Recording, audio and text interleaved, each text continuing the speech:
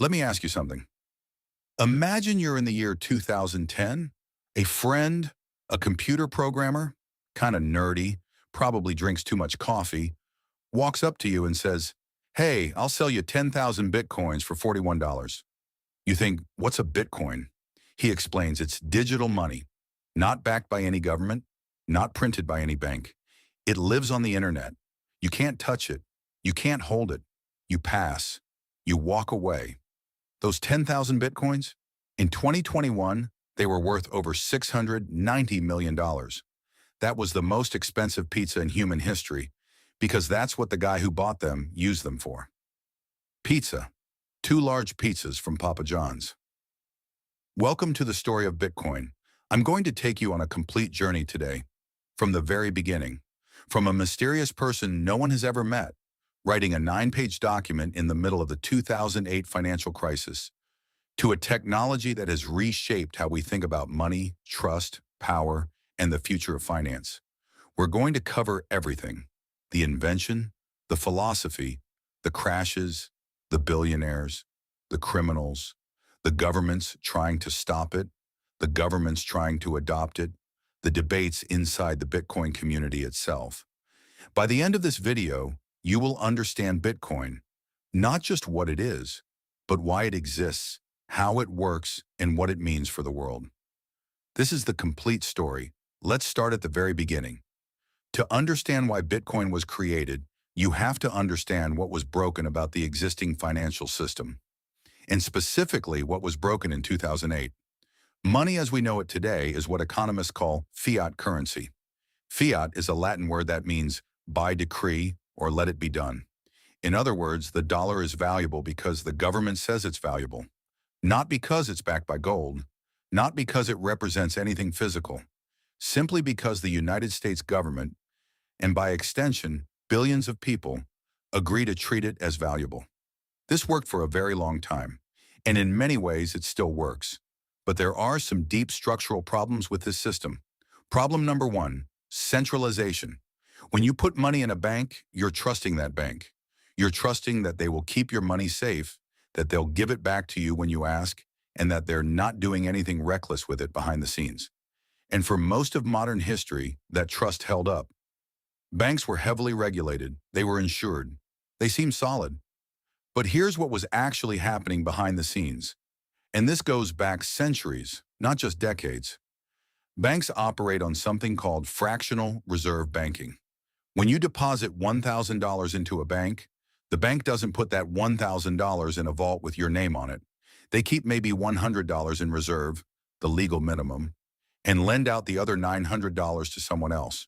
That someone else deposits that $900 in their bank, which then lends out $810, and on and on. This means the money supply is constantly being multiplied.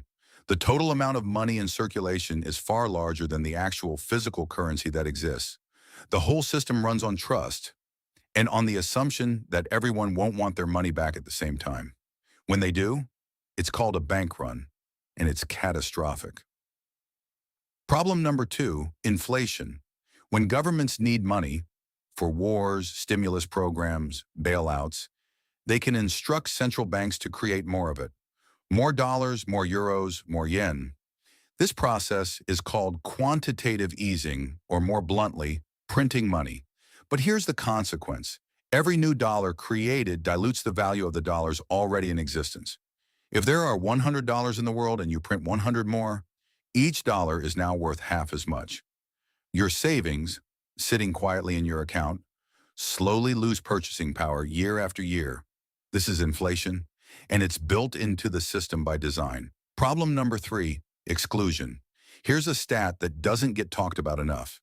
According to the World Bank, as of the early 2000s, approximately 1.7 billion adults worldwide had no bank account, no access to financial services, no ability to send money internationally without paying enormous fees, no way to store value securely.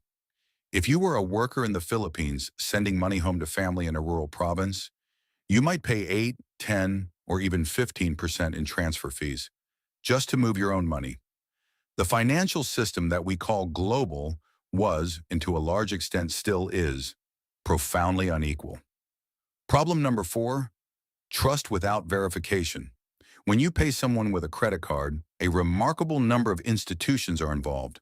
Your bank, their bank, the card network, Visa or MasterCard, potentially a payment processor, each one taking a small cut, each one knowing about the transaction, each one capable of freezing, reversing, or blocking your payment if they choose. You don't own your money in the traditional sense. You have a claim on your money mediated by institutions that operate according to their own rules. Now, take all of those underlying structural problems, centralization, inflation, exclusion, and mediated trust, and drop them into the context of 2008. The 2008 financial crisis was one of the worst economic events since the Great Depression, and it was caused fundamentally by the very institutions that people had trusted to manage the global economy. Here's the short version. Banks in the United States, particularly between 2003 and 2007, had been issuing enormous numbers of mortgage loans to people who couldn't realistically afford them. These were called subprime mortgages. And then, here's where it gets clever and catastrophic. Banks bundled these risky loans into financial products called mortgage-backed securities and sold them to investors all over the world as if they were safe. Rating agencies, the organizations that are supposed to independently evaluate how risky financial products are, gave these toxic bundles top ratings, AAA, essentially saying, this is as safe as it gets. It wasn't. When housing prices started falling in 2006 and 2007, millions of Americans began defaulting on those mortgages. The value of those mortgage-backed securities collapsed, and because banks all over the world were holding them, the contagion spread globally. In September 2008, Lehman Brothers, one of the oldest and most prestigious investment banks in the world, with $600 billion in assets, declared bankruptcy. It was the largest bankruptcy filing in American history. The financial world panicked. Credit markets froze. Banks stopped lending to each other because no one knew who was solvent. Stock markets crashed. Millions of people lost their jobs, their homes, their savings. And then, this is the part that infuriated millions of ordinary people. The government bailed out the banks. The U.S. government, through the Troubled Asset Relief Program, injected $700 billion into the very institutions that had caused the crisis. The Federal Reserve slashed interest rates to near zero and began one of the largest money printing operations in history. The people who had caused the crisis were rescued. The people who had played by the rules lost their homes. It was in this exact environment, this atmosphere of broken trust, of rage at financial institutions, of a system that seemed rigged against ordinary people, that a single document appeared quietly on the internet, and nothing would ever be the same. On October 31st, 2008, Halloween, an unknown person or group published a document to a small cryptography mailing list. The author used the name Satoshi Nakamoto. The paper was 9 pages long. Its title was Bitcoin, a peer-to-peer electronic cash system. That's it, 9 pages. And it described in relatively clear terms a new kind of money that required no banks, no governments, and no trusted third parties to function. Who is Satoshi Nakamoto? We genuinely don't know. Satoshi is a Japanese given name. Nakamoto is a Japanese surname. But the writing style, the coding patterns, the posting times, everything suggests someone, or a group of someones, who may not have been Japanese at all. Over the years, journalists, cryptographers, and detectives have spent enormous amounts of time trying to identify Satoshi. Several people have been accused. A few have even claimed to be him. None of it has ever been proven. What we know, Satoshi was active on the Bitcoin project from 2008 to around April 2011. He communicated via email and forum posts. He wrote elegant code.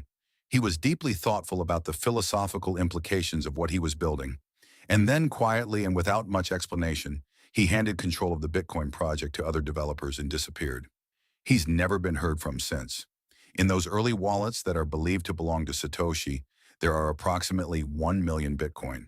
He has never moved them, never touched them. At Bitcoin's peak price, those coins were worth over $65 billion. Satoshi Nakamoto is almost certainly one of the wealthiest people on Earth, if he's still alive. And we have absolutely no idea who he is. It is one of the most remarkable mysteries of the digital age. Let's talk about what the white paper actually said, because the elegance of Satoshi's solution is genuinely beautiful. Even if you never write a line of code in your life, the core problem Satoshi was trying to solve is called the double spend problem. Here's the issue. When you have digital money, a digital file representing value, what stops you from copying it? If I have a digital $10 bill, I could theoretically send that same $10 to two different people simultaneously.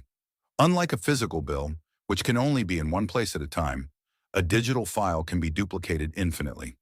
Previous attempts at digital currency, and there were several before Bitcoin, all ran into this problem. The solutions always required some central authority to keep track of who had what: a trusted ledger, a bank, a server. Satoshi's insight was, what if the ledger was everywhere at once and no one owned it? What if instead of one bank keeping track of all transactions, thousands, eventually millions, of computers all over the world kept identical copies of the same ledger? And what if those computers were incentivized to be honest with each other through mathematics? That's Bitcoin. The ledger is called the blockchain, and it works like this. Transactions are bundled together into groups called blocks. Each block contains a list of recent transactions, a timestamp, and, crucially, a reference to the previous block. This creates a chain, block linked to block linked to block, all the way back to the very first block, called the Genesis block, which Satoshi mined on January 3, 2009. Graphic, visual representation of a blockchain, blocks linked in a chain. Now, to add a new block to the chain, a computer has to solve a mathematical puzzle. It's not a complicated puzzle in terms of logic. It's more like a lottery. The computer has to find a specific number that, when combined with the block's data and run through a cryptographic function, produces a result that meets a certain criteria. This process is called mining, and the computers doing it are called miners. When a miner finds a solution, they broadcast the new block to the entire network. Other nodes verify it, quickly and easily, and add it to their copy of the blockchain. The successful miner is rewarded with newly created Bitcoin. This is how new Bitcoin enters circulation. Not through a central bank, not through a printing press, through computational work. And here's the genius of it. If you wanted to go back and change a previous transaction, to fraudulently reverse a payment, say, you would have to redo the work for that block, and every block that came after it, faster than the rest of the network, is adding new blocks. With enough miners participating, this becomes computationally and economically impossible. The past is immutable, the ledger is honest, and no one controls it. Let me break down the three most important innovations that made Bitcoin work. Innovation 1, the blockchain. As we just described, the blockchain is a distributed, append-only ledger. Distributed means it lives on thousands of computers simultaneously. Append-only means you can add to it, but you can't change what's already there. It's the combination of these properties that makes it trustworthy without requiring a trusted authority. Innovation 2, proof of work. The mathematical puzzle miners must solve is called proof of work. It's called that because the solution proves that the miner actually expended computational energy, which translates to real-world electricity costs, to find it. Why does this matter? Because it makes cheating expensive. If you wanted to attack the Bitcoin network, rewrite history, double spend coins, you'd need to control more than 50% of the total computing power in the network. As the network has grown, that has become an astronomically expensive proposition. This is why Bitcoin security is sometimes called energy-backed. The honesty of the network is secured not by law or regulation, but by physics and economics. Innovation 3, fixed supply. Here is perhaps the most radical element of Bitcoin's design. There will only ever be 21 million Bitcoin. Ever. This is hard-coded into the protocol. It cannot be changed without the agreement of essentially the entire network. Miners, developers, businesses, and users. In practice, it will never be changed. Compare this to every fiat currency that has ever existed. Every single one, the dollar, the euro, the pound, the yen, can be created in unlimited quantities by the institutions that control it. Bitcoin cannot. The supply is mathematically fixed. Every 4 years, the reward for mining a new block is cut in half. This event is called the halving. When Bitcoin launched, miners received 50 Bitcoin per block. By 2012, it was 25. By 2016, 12.5. By 2020, 6.25. This schedule continues until approximately the year 2014, when the last fraction of a Bitcoin will be mined. The fixed supply, combined with the halving schedule, means that Bitcoin is, by design, deflationary. As demand grows and supply remains fixed, each unit becomes more scarce. This is the opposite of fiat currency, and it is one of the most politically charged aspects of Bitcoin. On January 3, 2009, Satoshi Nakamoto mined the very first Bitcoin block. Embedded in the data of that Genesis block, in a deliberate act that felt more like poetry than programming, was a headline from the Times newspaper that day. Chancellor on brink of second bailout for banks? This was not an accident. Satoshi was making a statement. Bitcoin was born as an explicit response to the failures of the traditional financial system. The timestamp and the headline were a declaration of purpose. In the early days, Bitcoin was essentially a curiosity, a tech experiment. A few dozen cryptographers and cypherpunks, people who had been dreaming of decentralized digital money for decades, began experimenting with it. The first known real-world Bitcoin transaction happened on May 22, 2010. A programmer named Laszlo Hanyecz paid 10,000 Bitcoin for 2 large pizzas. At the time, this was equivalent to about $41. Today, May 22nd is celebrated in the Bitcoin community as Bitcoin Pizza Day, a day to commemorate both the first real-world use of Bitcoin and, well, the most expensive pizza order in history. Bitcoin's price in those early days was essentially zero. It was worth something only because a small community of enthusiasts agreed to trade it. The first exchanges, websites where you could trade Bitcoin for dollars, and were primitive, poorly secured, and run by amateurs. But slowly the network grew. More miners joined, more developers contributed code. The price ticked upward, from fractions of a cent to 10 cents to $1. Now I have to talk about something that shaped the early public perception of Bitcoin in a profound and lasting way. In early 2011, a website called the Silk Road launched on the dark web. It was essentially an online marketplace, but one specifically designed for the anonymous sale of illegal goods, primarily drugs, and it used Bitcoin as its currency. The logic was straightforward. Bitcoin transactions, while recorded on a public blockchain, are pseudonymous. They're not attached to a name or identity by default. If you were careful about how you use Bitcoin, keeping wallets disconnected from your real identity, you could buy and sell with a significant degree of anonymity. The Silk Road operated for about 2.5 years. At its peak, it was processing millions of dollars worth of transactions monthly. Its founder, a young man named Ross Ulbricht, who went by the pseudonym Dread Pirate Roberts, had built what he saw as a libertarian utopia, a free market immune to government interference. In October 2013, the FBI shut down the Silk Road and arrested Ross Ulbricht. He was eventually sentenced to life in prison without the possibility of parole. The Silk Road did enormous damage to Bitcoin's reputation. For years, Bitcoin was synonymous in mainstream media with drugs, money laundering, and the dark web. Every conversation about Bitcoin included the phrase, used by criminals. And here's the thing, that reputation wasn't entirely unfair. Bitcoin was used by criminals. It was well suited to it in those early days. But there's a nuance that gets lost in the narrative. First, criminals use cash too. Far more crime is facilitated by US dollars than by Bitcoin. The argument that Bitcoin is used by criminals applies equally to every other form of money in existence. Second, Bitcoin is actually less private than cash. Every transaction is permanently recorded on a public blockchain. Sophisticated law enforcement, as the FBI demonstrated repeatedly in subsequent years, can trace Bitcoin transactions, follow the money, and identify bad actors. Cash leaves no trace. Bitcoin leaves a permanent record. This is one of the great ironies of Bitcoin's early history. The currency that was supposedly designed for criminals turned out to be one of the most traceable financial instruments ever created. Through 2012 and into 2013, Bitcoin began its first major price surge.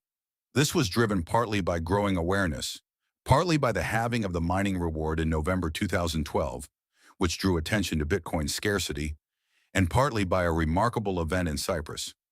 In March 2013, the government of Cyprus, a small island nation in the Mediterranean, announced that it would be taxing bank deposits as part of a bailout agreement. People with money in Cypriot banks would have some of that money seized by the government. For many observers, this felt like exactly the scenario that Bitcoin had been designed to protect against. A government reaching into bank accounts to take what it wanted. Bitcoin's price shot up. Money began flowing into Bitcoin from Cyprus and from investors around the world who suddenly saw concretely why a decentralized currency beyond government control might have value. By late 2013, Bitcoin crossed $1,000 for the first time. It was a milestone. It generated enormous mainstream media coverage. It brought a new wave of investors, speculators, developers, and entrepreneurs into the Bitcoin ecosystem. And then, almost immediately, it began to crash. Mt. Gox was, for a time, the dominant Bitcoin exchange in the world, handling the majority of all Bitcoin transactions globally.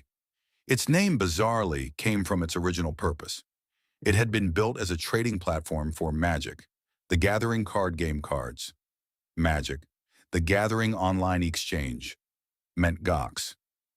A developer named Mark Karpeles took it over in 2011 and transformed it into a Bitcoin exchange. At its peak, Mt. Gox handled roughly 70% of all Bitcoin trading worldwide, and in February 2014, it collapsed. Mt. Gox announced that approximately 850,000 Bitcoin, belonging to customers and to the exchange itself, had been stolen.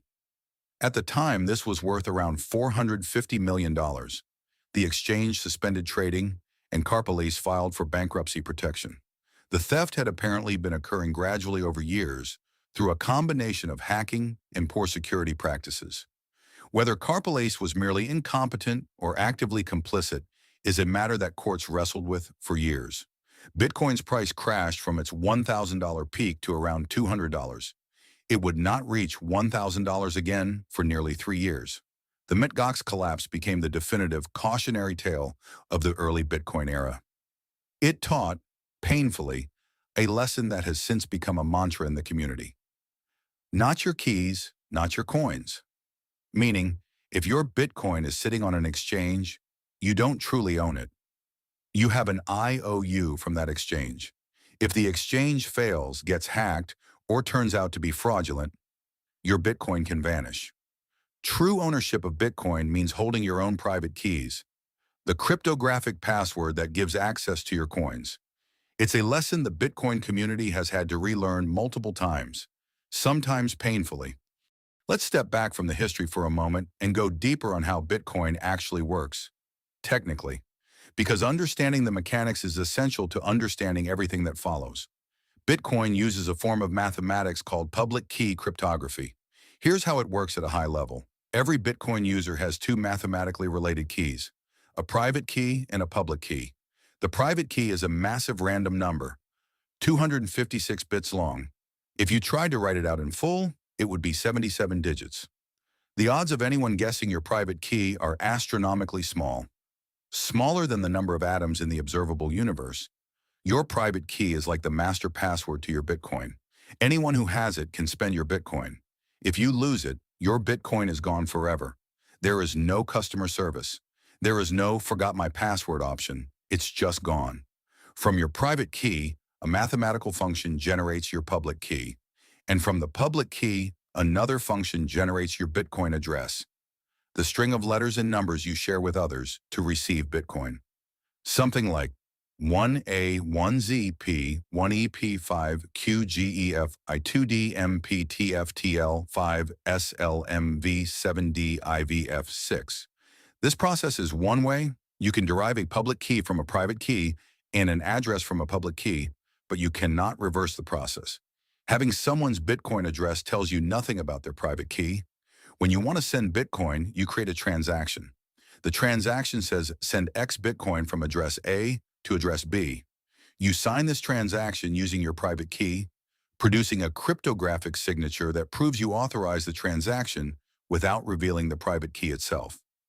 The network verifies the signature using your public key, confirms that address A has enough Bitcoin, and broadcasts the transaction to be included in the next block. This is elegant. You can prove ownership and authorize transactions without ever revealing your secret. Wallets are software, or hardware, that manages your private keys and helps you create transactions. They come in several forms. Software wallets, apps on your phone or computer. Convenient but potentially vulnerable if your device is compromised. Hardware wallets, physical devices, like a USB drive, that store private keys offline, much more secure. Paper wallets, your keys printed on paper, secure from hackers but vulnerable to physical damage or loss. Custodial wallets, your keys are held by a third party, like an exchange. Convenient, but you don't truly control your Bitcoin. Bitcoin mining is one of the most misunderstood aspects of the system. Let me explain it properly. The purpose of mining is to add new blocks to the blockchain in a decentralized, trustworthy way. Miners are the workers who do this, and they're compensated with newly created Bitcoin and transaction fees. The process works like this. 1.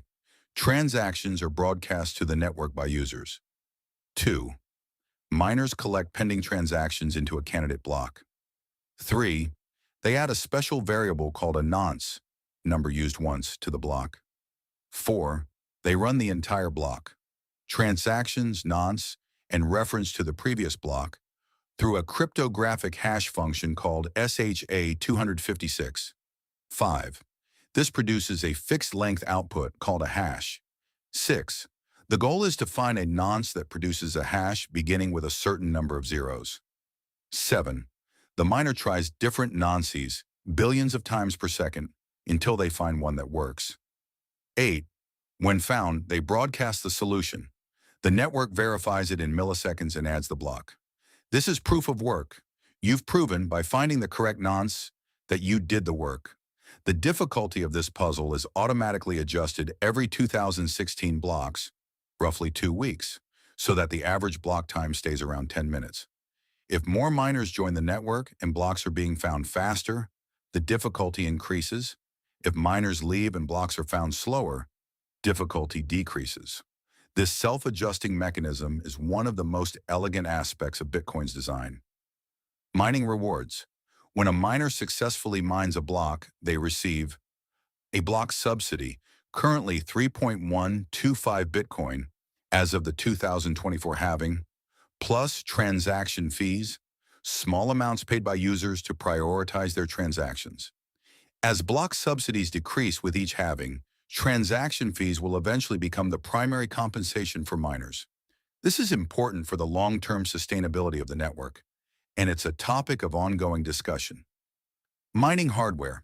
In the early days, you could mine Bitcoin on an ordinary laptop, then on graphics cards, GPS. Today, mining is done on specialized chips called ASICs, application-specific integrated circuits, that do nothing but compute SHA-256 hashes as fast as possible. Modern mining is dominated by large industrial operations, warehouses in Iceland, Scandinavia, Texas, and Kazakhstan, filled with thousands of these machines, running 24/7.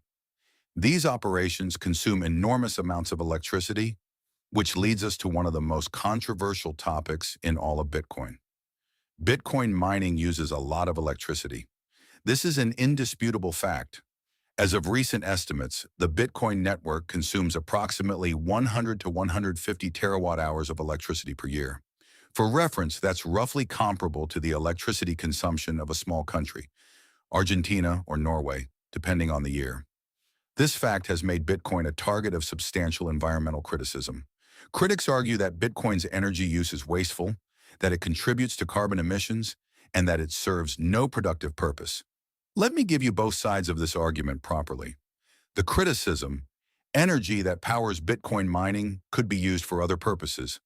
At a time when humanity faces serious climate challenges, dedicating enormous computational resources to solving arbitrary mathematical puzzles, essentially wasting energy in pursuit of digital tokens, seems difficult to justify. This criticism intensified significantly in 2021 when Elon Musk, who had previously praised Bitcoin, reversed course and cited environmental concerns, causing Bitcoin's price to fall dramatically within a single tweet. The defense: Bitcoin advocates make several counter-arguments. First, comparison to legacy systems.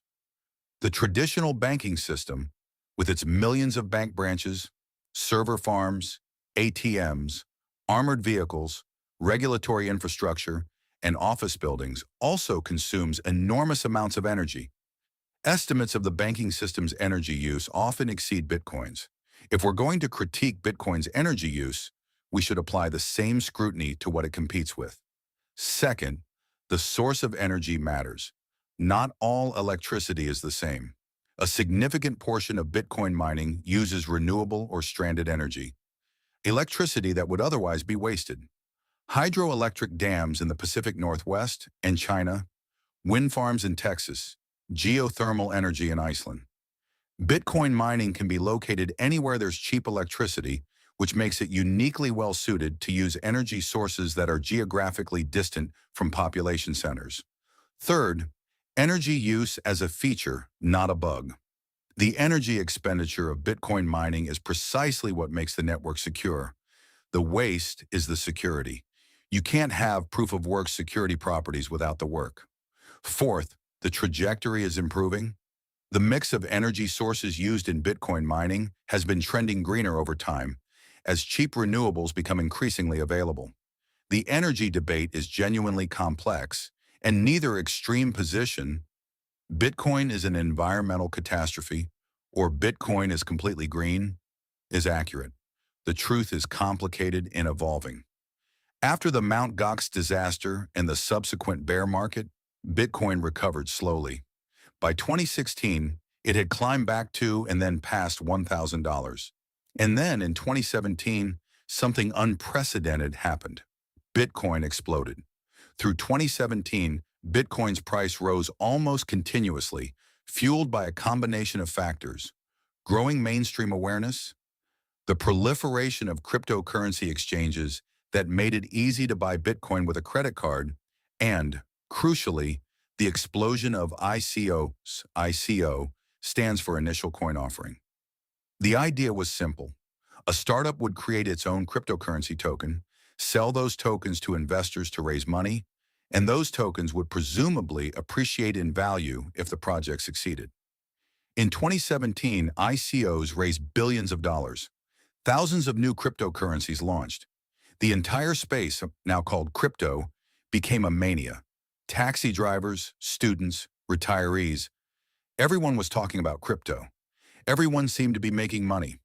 Bitcoin led the charge. By December 2017, it reached a price of nearly $20,000 per coin. Then it crashed. Through 2018, Bitcoin fell from $20,000 to around $3,200, a drop of more than 80%. Most of the altcoins that had launched in the ICO boom lost 95 or 99% of their value. Many went to zero. The 2018 bear market was brutal. Countless retail investors who had bought near the peak lost most or all of their investment. Regulators around the world began scrutinizing the crypto space. Many ICOs turned out to be outright scams. And yet, this is the pattern that Bitcoin has followed throughout its history. It didn't die. The network kept running. Development continued. The community debated, argued, built. The 2020 to 2021 bull run was different in character from previous ones. It was distinguished by the entry of institutional investors, large corporations, hedge funds, and publicly traded companies into Bitcoin for the first time.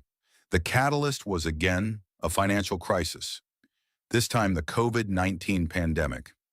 In March 2020, markets crashed worldwide. The U.S. Federal Reserve responded by cutting interest rates to near zero and launching an unprecedented $3 trillion in monetary stimulus within months. As the pandemic dragged on, additional trillions were added. For investors who were already skeptical of fiat currency, who worried about inflation, about the long-term consequences of money printing, Bitcoin suddenly looked more attractive than ever. MicroStrategy was the first major public company to make the move. CEO Michael Saylor announced in August 2020 that MicroStrategy would convert its treasury reserves to Bitcoin, calling it a better store of value than cash. The company bought, then bought more. Eventually, they accumulated tens of thousands of Bitcoin. Saylor became one of the most vocal Bitcoin advocates in the world. His argument was essentially, holding cash in an era of money printing is guaranteed loss. Bitcoin is the hardest money ever created. Buy and hold. Other companies followed. Tesla announced a $1.5 billion Bitcoin purchase in early 2021. Square, now Block, founded by Twitter co-founder Jack Dorsey, had already purchased Bitcoin. PayPal announced it would let users buy and sell Bitcoin. On the institutional investment side, funds like Grayscale Bitcoin Trust began accumulating enormous quantities of Bitcoin on behalf of investors. Hedge fund managers who had previously dismissed Bitcoin, like Paul Tudor Jones and Stanley Druckenmiller, began publicly acknowledging it as a potential inflation hedge. Bitcoin reached its previous all-time high of $20,000 in December 2020, and then kept going. By April 2021, Bitcoin hit $64,000. The total market capitalization of Bitcoin exceeded $1 trillion for the first time, and then it crashed again. 2022 was one of the worst years in crypto history. Bitcoin fell from its all-time high of around $69,000, reached in November 2021, to below $16,000 by November 2022. A drop of nearly 80%. Multiple factors contributed. Rising interest rates globally made risky assets less attractive. The collapse of the Terra/Luna ecosystem, a large algorithmic stablecoin project, wiped out $60 billion in value almost overnight, shaking confidence in the entire space.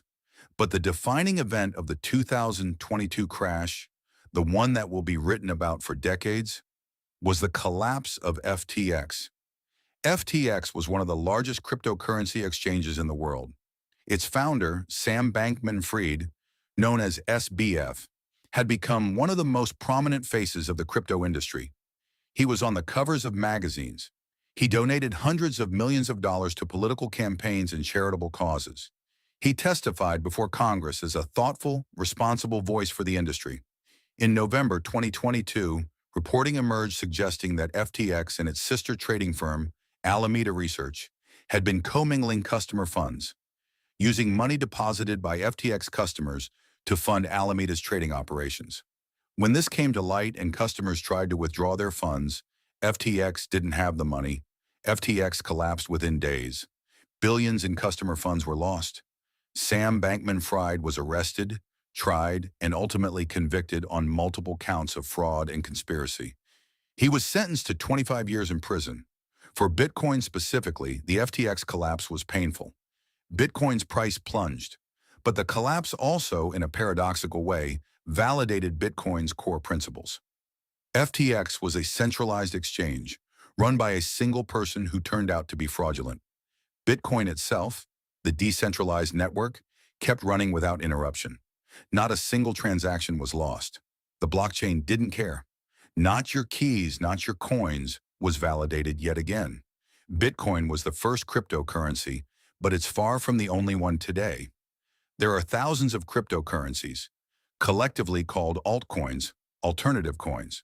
And the relationship between Bitcoin and this broader ecosystem is contested and complex. The most significant alternative to Bitcoin is Ethereum. Launched in 2015, Ethereum was designed not just as a currency, but as a programmable platform, a global computer on which developers can build applications. Ethereum introduced smart contracts, self-executing agreements written in code. If certain conditions are met, the contract automatically executes. No lawyer, no court, no intermediary required. This enabled an explosion of applications: decentralized finance, DeFi, non-fungible tokens, NFTs, decentralized exchanges, lending platforms, and much more. Ethereum has carved out a genuinely different use case from Bitcoin, and many people view the two as complementary rather than competitive. But there's a philosophical tension. Bitcoin maximalists, and this is a real camp within the community, argue that Bitcoin is the only cryptocurrency worth owning. Their argument? Bitcoin has the longest track record, the highest security, the most decentralization, the largest and most battle-tested network. Every altcoin is either a pale imitation or a scam. More importantly, Bitcoin maximalists argue that Bitcoin's conservatism is a feature. Bitcoin changes very slowly. Upgrades are debated for years and implemented only with overwhelming consensus.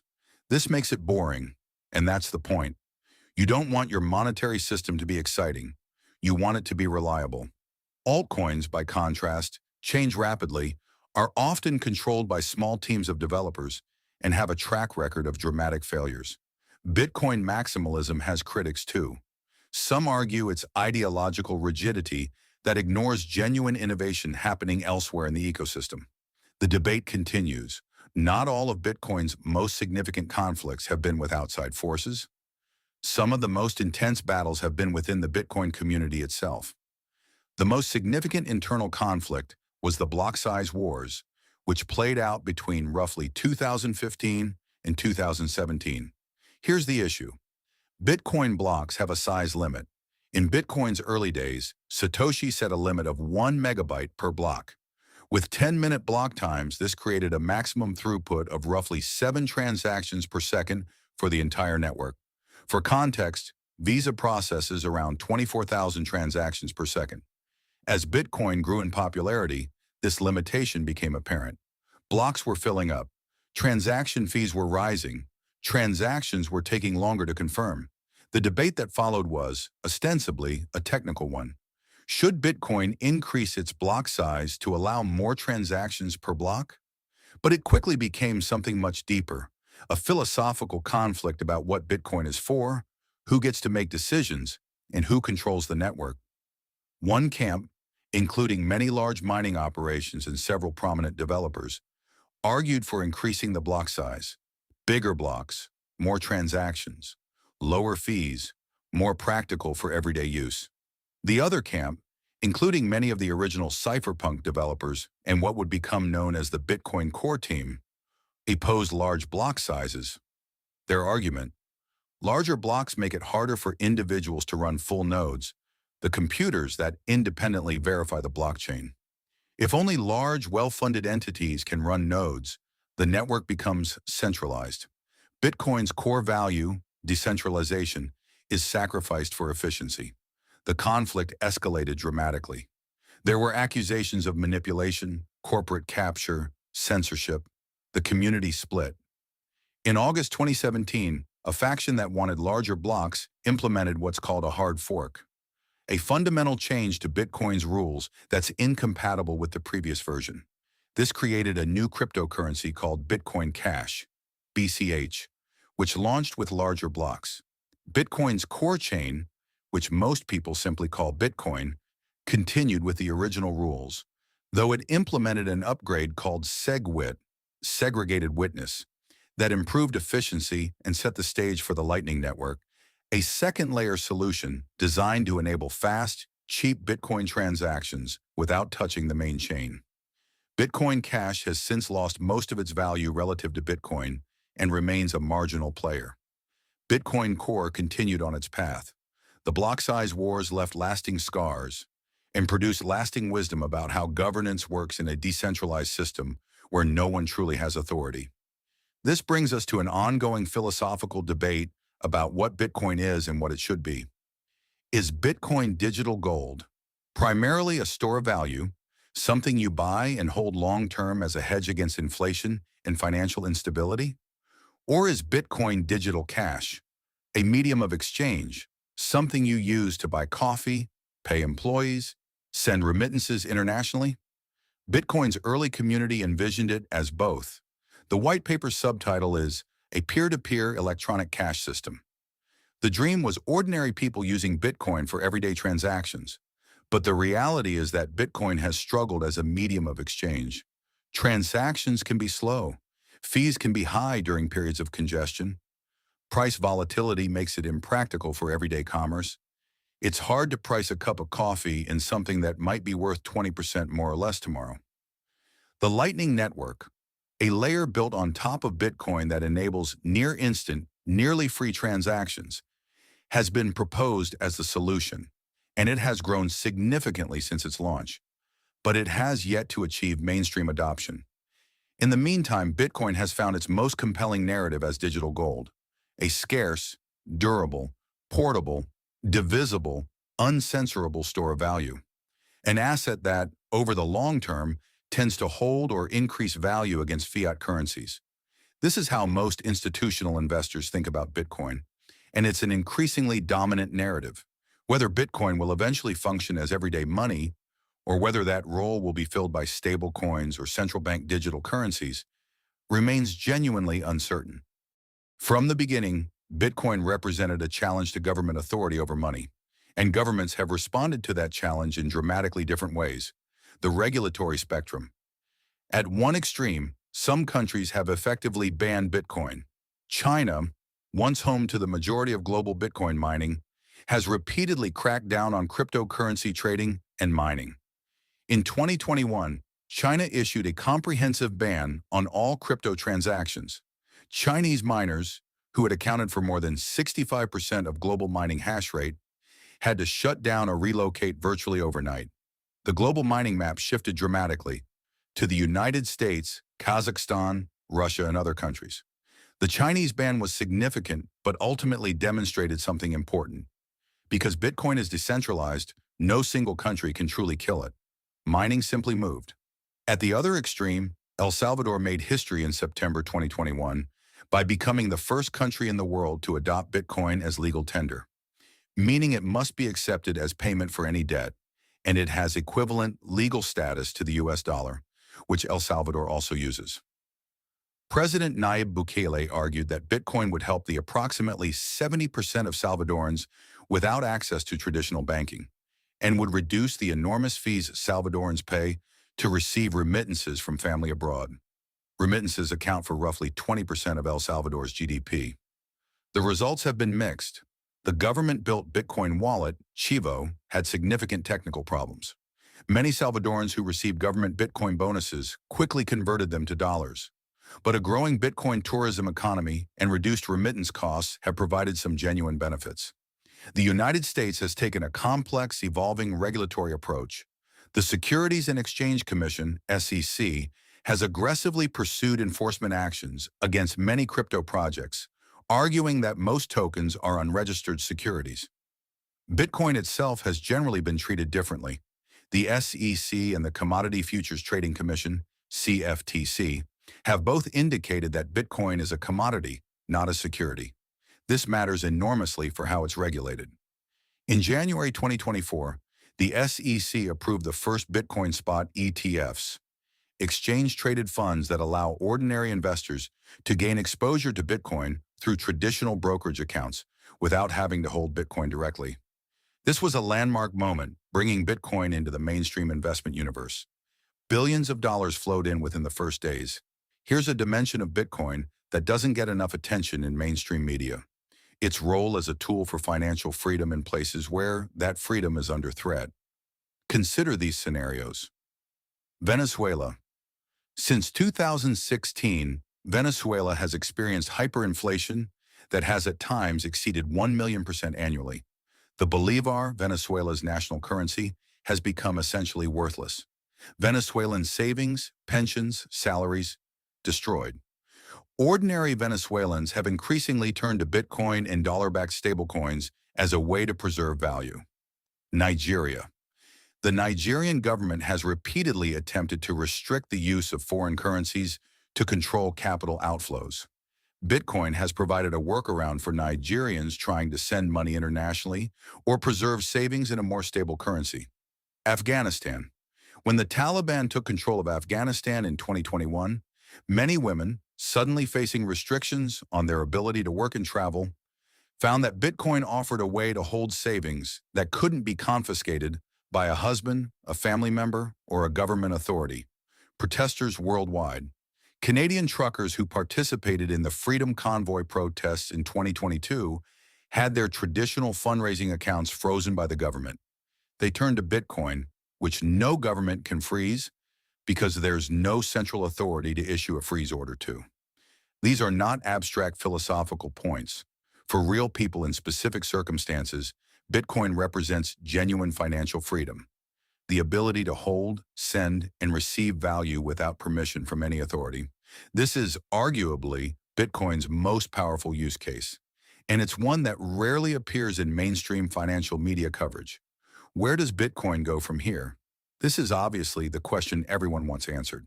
And the honest answer is nobody knows. But let me give you the most important competing scenarios. Scenario 1, Bitcoin becomes digital gold.